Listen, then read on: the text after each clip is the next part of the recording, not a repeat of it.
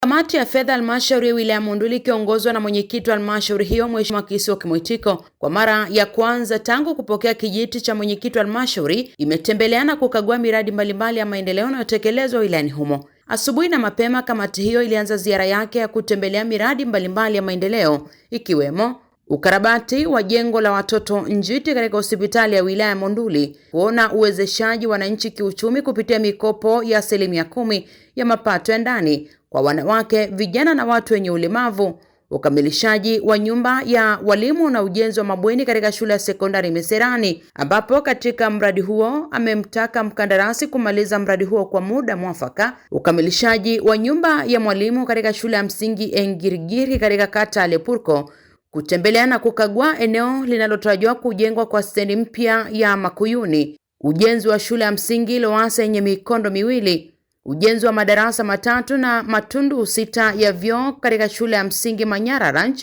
ujenzi wa bweni la wanafunzi katika shule ya sekondari Manyara. Sambamba na ukaguzi wa miradi hiyo, Kisoki Mwitiko amesisitiza ushirikishwaji pamoja na usimamizi wa miradi kikamilifu, pamoja na kuwapongeza walimu wakuu wa shule ya sekondari na msingi Manyara kwa usimamizi mzuri wa miradi. Kwa upande wao, baadhi ya madiwani walioshiriki katika ukaguzi huo, akiwemo diwani wa viti maalum tarafa ya Kisongo Paulina Richard, waliipongeza hatua hiyo ya uongozi sambamba na kuipongeza idara ya maendeleo ya jamii kwa kutoa mikopo kwa vijana, hatua inayosaidia kukuza na kuinua biashara zao. Ziara hiyo ya kamati ya fedha ikiongozwa na mwenyekiti wake Kisoki Mwitiko ni utekelezaji wa kauli mbiu yake ya kwanza wakati wa kiapo inayosema tutaendeleza walikoishia, yenye lengo la kuendeleza na kukamilisha miradi iliyoanzishwa na uongozi uliopita. Hii ni Oldonyo Media, habari karibu nawe.